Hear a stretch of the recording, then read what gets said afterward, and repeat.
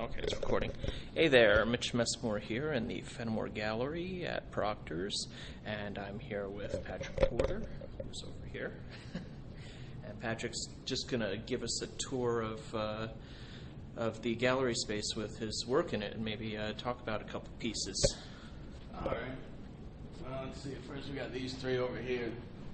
These are the older ones that I've done. These are, this one's Schenectady. I did a spray. Sorry, I was at the wrong end. I wasn't paying attention. This one's the Schenectady Blue. There's a Schenectady Blue and a Schenectady Red. The red one's in Philadelphia now, but this is when I first got into town, and this was the first neighborhood I lived in, up the big street that goes straight into the sky. It was Bellevue over here.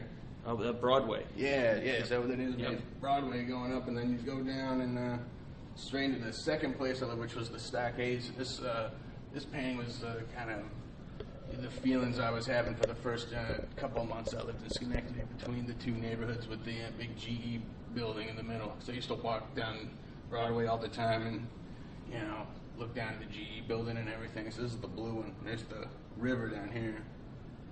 Mohawk River, I think, right? Yeah. Yep. And all the police cars, because there are always tons of policemen around and just kind of looking at me funny. And let's see, this is a big one. This is the biggest one, the big crown jewel of the show, I think. This is actually Waterbury, Connecticut. And I was dating a girl at the time who was from there, and she was living there, and I kind of made this as a big Valentine to her at the time, because it was one of those places where she had, her whole life was kind of in this neighborhood. She had her house that was there, her school was right up the block, the hospital she was born in was right down the street. Pretty much everything she loved was in this town, so I decided I'll make this big giant painting for you, as a kind of Valentine's present. And so I painted it's called Stella D for the Stella Dora cookies, because she always ate those. So there's a little Stella Dora. That's her right there in her car. Nice. So it's kind of, I said like a Valentine. I was going to just give it to her, but we broke up, so then I kept it because I liked it. So anyway, and this one is this town I lived in called Torrington in Connecticut. This is kind of an older one. There's nothing in this town really, except for nothing that would ever really happen there except for they had car shows. They'd have like these classic car shows all the time too. Like every week it'd be kind of like the same classic cars going down the street. And I thought it was kind of romantic at first, but then it started kind of getting on my nerves because that's all that was going on in that town. There was that, and then the only other thing I remember about that town is they were obsessed with Lyme disease, and there were these big posters everywhere that said, "Don't get Lyme disease," and there were big pictures of ticks everywhere, and it was making me really neurotic about ticks and everything.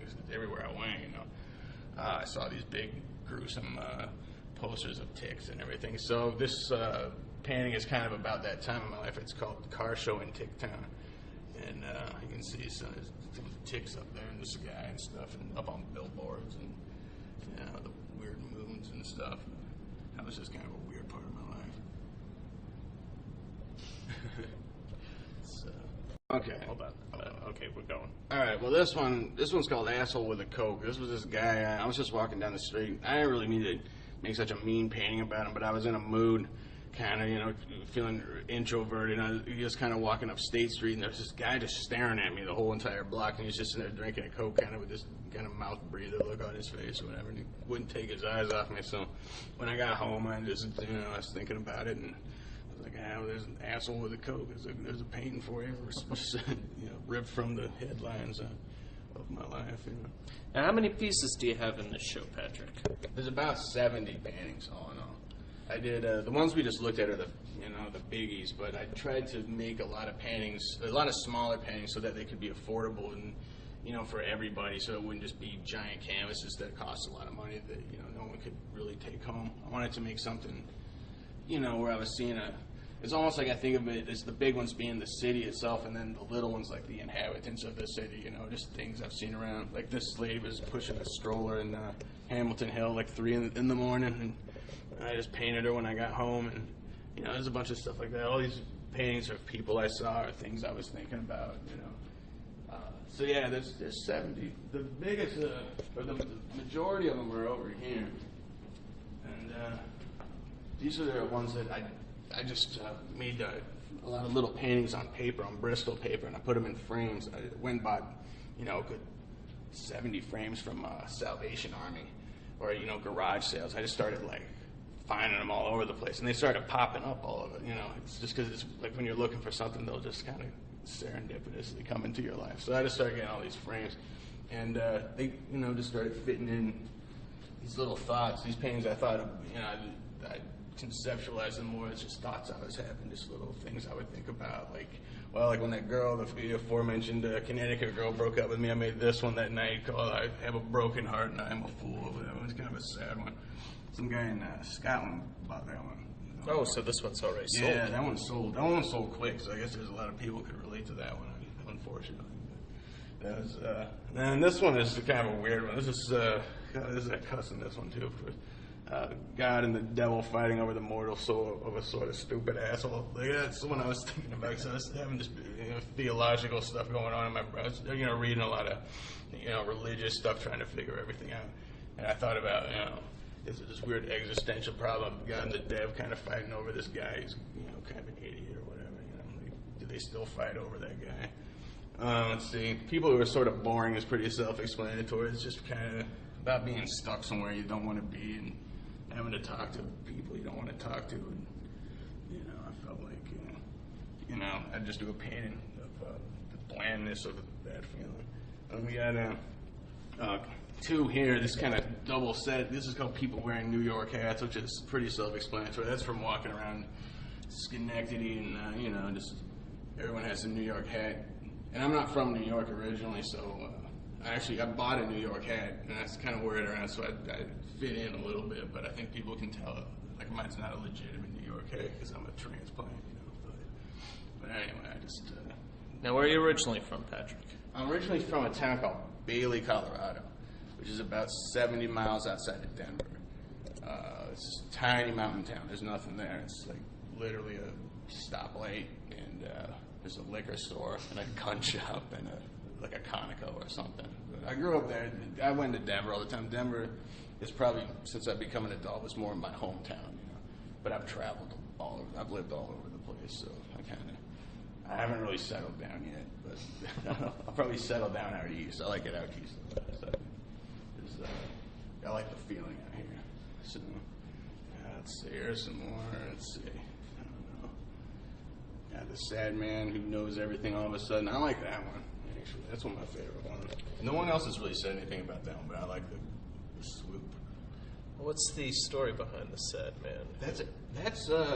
It's almost like a self-portrait in a way. Cause it's one of those times I was feeling sad, and I forget what it was, but I had some kind of epiphany. Sometimes you're just walking around feeling kind of blue, and something will come into your head to cheer you up, kind of transcend the sad feeling you're having. And so I just came home and painted that one in a nice little burst. It's not very figurative, I guess, so no one's looked at it and as wowed as I am, but I like that one. Let's see, we got Frumpy Woman. That's a lady I kept seeing around Schenectady. It's kind of, this kind of wintry one, the frumpy lady walking in the dirty snow. Yeah, Motel Bath Midwest. And she's glad she's pregnant is one. That's when I was standing at the bus stop on State Street, and this lady, it's just something I overheard in a conversation where someone just said, she's glad she's pregnant, in this kind of defiant way. And I was like, all right, she's glad she's pregnant. There's a pain right there. And let's see, Portrait of Jay. This is the lady I see around all the time. And let's see, this is this guy who panhandled me. He wanted $2 to go back to Buffalo. And he always came up and said that to me. He said there was always a different one. It would be Buffalo one day, and then the next day he'd want to go to Syracuse, and the next day he was going down to Brooklyn or whatever. So he was kind of lying to me, but. And Pretty Girl with a Mean Eye, that's a self-explanatory one. You see a beautiful girl, but then she gives you the mean eye. It takes away the beauty of it, I guess. There's a lot of girl ones in here, which I didn't mean to do. It's just, I think it's because I broke up with that Connecticut girl, so I was kind of, I had it on my mind. Yeah, Connecticut girl. There was her friends who didn't like me. She thought I was a freak, I think. So they kind of a mean one. There was a little bit of time here where I was kind of grumpy, but the whole show was not grumpy. It's kind man with American flag for a brand. That probably goes into more like some of the people I grew up with in Colorado, like kind of crazy militia dudes out in the mountains and stuff, guys who can't think beyond a certain thing. And this is Mitch's right here. This is his painting. Self-explanatory. It's a study for a man and pregnant woman returning cans at Price Chopper. I was going to make a painting of that on a canvas, and that was just going to be the study for it. But I liked that one enough. I thought it captured the moment enough to, just have it be like just in the frame straight like that. So let's see what some older one. People you used to know. That's kind of an old one. Actually, I found this scrap in a bunch of paper, and it's the faces I cut out for the windows on the big paintings over there. And I had just written that on there and forgot about it. And then I thought, hey, that's a painting in itself. It's kind of sad, but I like that one. In Alabama, a lot of my family's from Alabama, and that's kind of the feeling it gave me when I was out there. It's a big red stripe, big seersucker head. And we got these little ones, and these are the ones I wanted to make almost like little bubblegum cards, like trading cards or something. And, just these ones are almost like straight feelings, sneak, like, feeling sneaky. I don't want to, and you don't want to do something, and you have to. Sarah Say is about this girl, Sarah Say, I knew in Colorado. She was a cool girl. And made her little tribute painting. And then Nicole's a girl I liked in high school. As I said, that's a kind of a teenage feeling one, because I haven't seen her in years, but I thought I'd include her. I just got a kind of memory moment. And the old thing that mattered, that's a breakup one, sort of. It's not necessarily a breakup, but just a feeling of something that meant something, but it's not there anymore. So I walk around the street though. These all have a story. Oh yeah, they all have something. I could go on and on, which I am doing. Lane's a girl I know, a real pretty girl in Portland, Oregon, and she told me to do a painting of her, and so yeah, I did that one. Lane in her bathing suit. That's kind of a memory one, which I won't go into. And the great motivator. That's kind of a self-explanatory one. That's the Waterbury girl kind of yelling at me.